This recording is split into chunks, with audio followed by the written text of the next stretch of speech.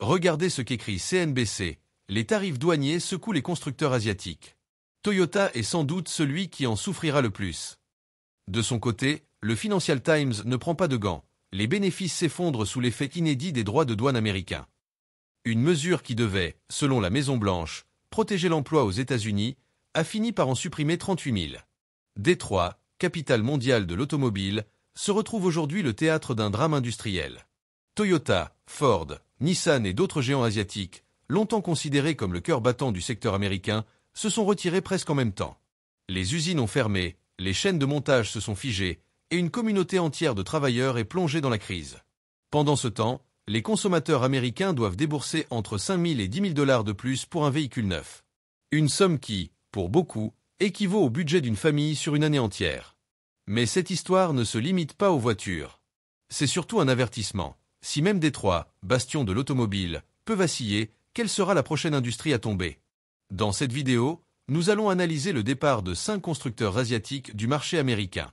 Une sortie qui emporte avec elle des milliers d'emplois, des opportunités perdues, et laisse des dizaines de milliers de familles sans ressources. Et pour commencer, parlons chiffres. Numéro 5 Toyota. 19 milliards de dollars. Voilà la perte que Toyota devra encaisser en 2025.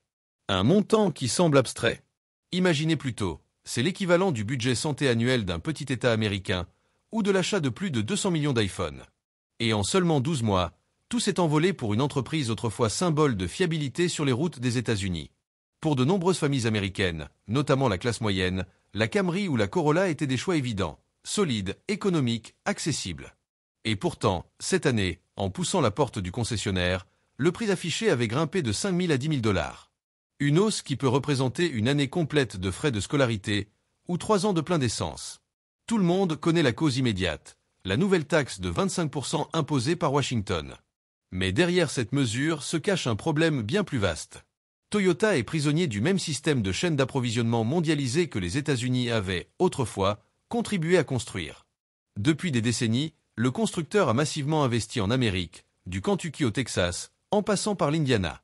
Mais ces pièces détachées viennent aussi du Japon et du Mexique. Et quand le mur tarifaire s'est dressé, c'est tout l'édifice qui s'est effondré. On imagine souvent que les taxes ne touchent que les véhicules importés. La réalité est tout autre. Même les voitures assemblées sur le sol américain ont vu leur prix grimper de plusieurs milliers de dollars, car chaque pièce importée est elle aussi surtaxée. Résultat, cette politique ne freine pas uniquement les importations, elle frappe de plein fouet l'industrie automobile américaine elle-même. Et qui en paie le prix? Pas les PDG de Tokyo ou de New York, mais les familles de l'Ohio, du Michigan ou de l'Indiana. Prenons l'exemple d'un foyer de l'Ohio. Leur vieille Camry de 2010 a dépassé les 200 000 miles. Cette année, ils espéraient passer à une Camry hybride pour consommer moins d'essence. Mais en arrivant au showroom, le prix était 8 000 $ plus élevé que prévu. Avec un seul salaire d'ouvrier d'usine et un emploi à temps partiel dans un supermarché, ce rêve s'est envolé. Ils ont dû repartir, continuer à bricoler leur vieille voiture, en espérant qu'elle ne tombe pas en panne. Et ce cas n'a rien d'isolé. C'est l'image de millions de familles américaines. Elles doivent payer plus, tout en recevant moins. Dans le même temps, 38 000 emplois du secteur automobile disparaissent. On appelle ça protéger l'emploi américain, mais en réalité, ce sont les travailleurs américains qui se retrouvent abandonnés.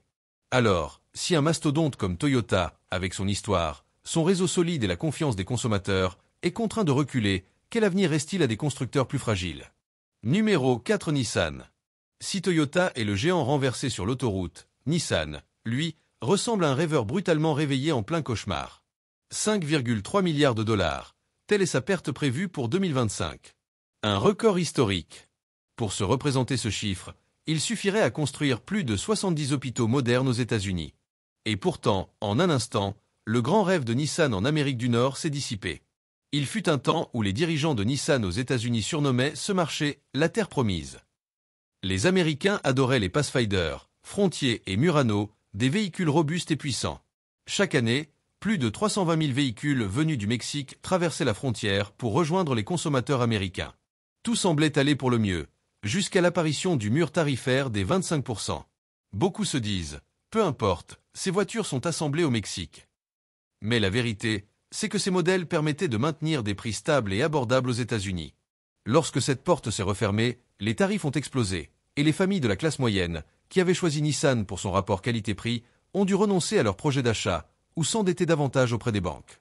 La situation au Tennessee, à l'usine géante de Smyrna, illustre parfaitement cette crise. Cette fabrique sortait chaque année des centaines de milliers de Leaf et de Rogue. Après le choc des tarifs, les commandes se sont effondrées et la chaîne de production a dû s'arrêter.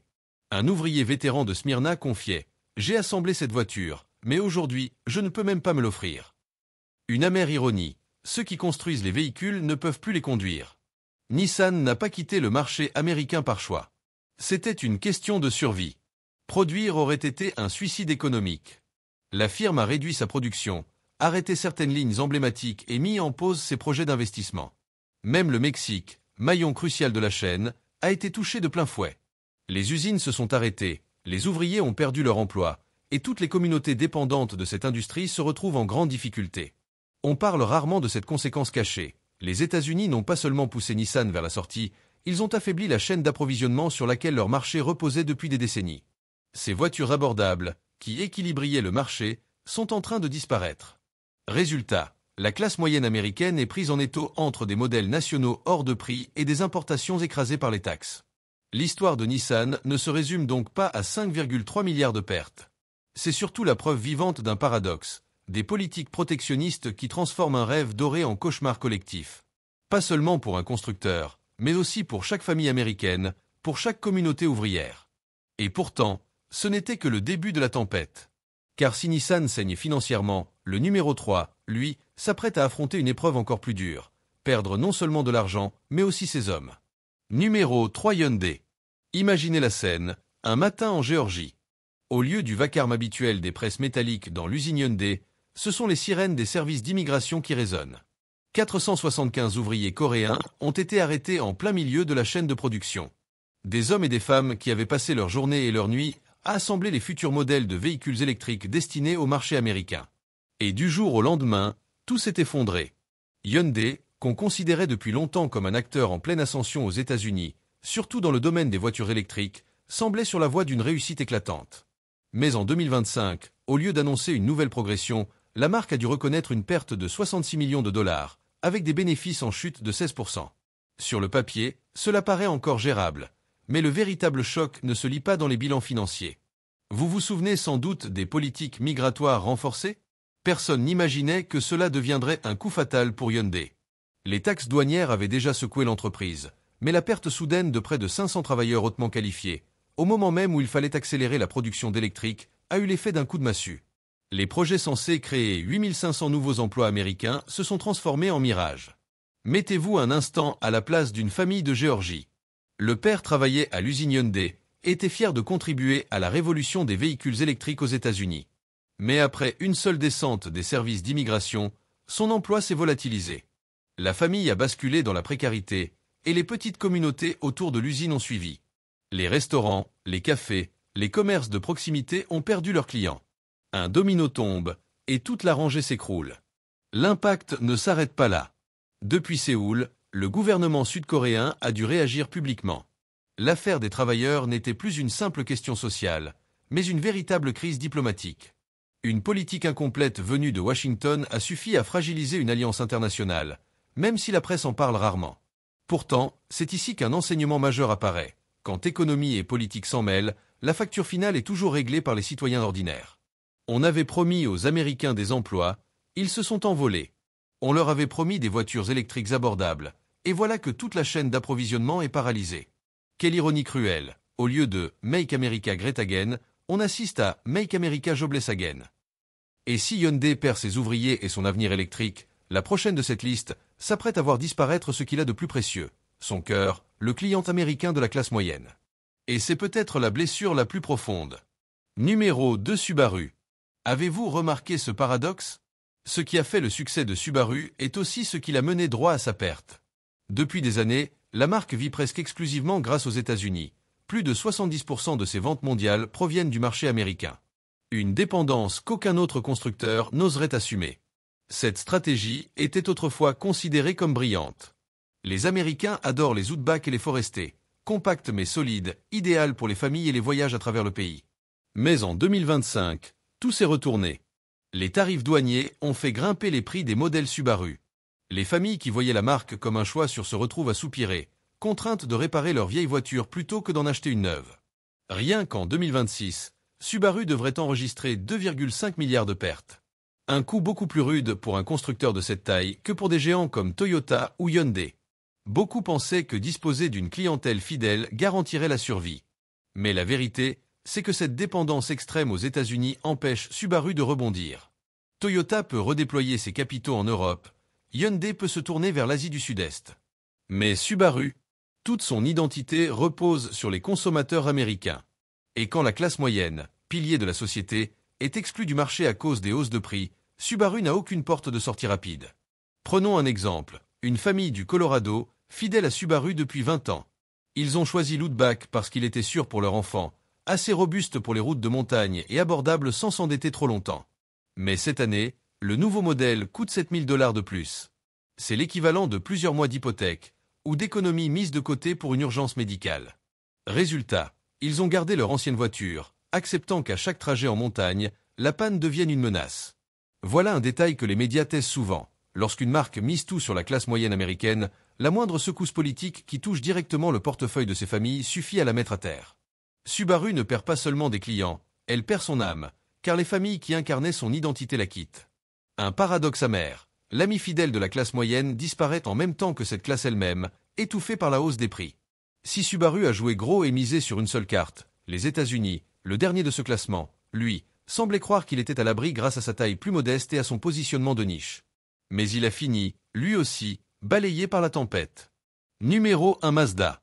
Car si Toyota est le géant tombé, et Nissan le rêveur réveillé dans un cauchemar, Mazda ressemble au petit joueur emporté par l'ouragan. Beaucoup se disent, Mazda est trop petit, il ne sera pas trop touché. Mais la réalité est tout autre. En seulement 4 mois, ses exportations depuis le Mexique vers les États-Unis ont chuté de 54%. Pour une marque de niche comme Mazda, c'est comme si on lui avait coupé les veines. Mazda s'est bâti une réputation sur ses véhicules compacts, appréciés d'un public fidèle. Une Mazda 3 ou un CX-5 étaient autrefois des options abordables pour de jeunes familles, ou pour ceux qui voulaient un véhicule solide avec une touche de personnalité. Mais voici le point le plus marquant, être petit n'a pas protégé Mazda. Bien au contraire. Plutôt que de pouvoir se cacher de la tempête, il a été le premier renversé, car toute sa survie reposait sur la chaîne d'approvisionnement entre le Mexique et les États-Unis. Quand l'usine mexicaine a cessé de tourner, les chaînes sont restées vides, et les voitures qui auraient dû garnir les showrooms américains sont restées bloquées derrière le mur tarifaire.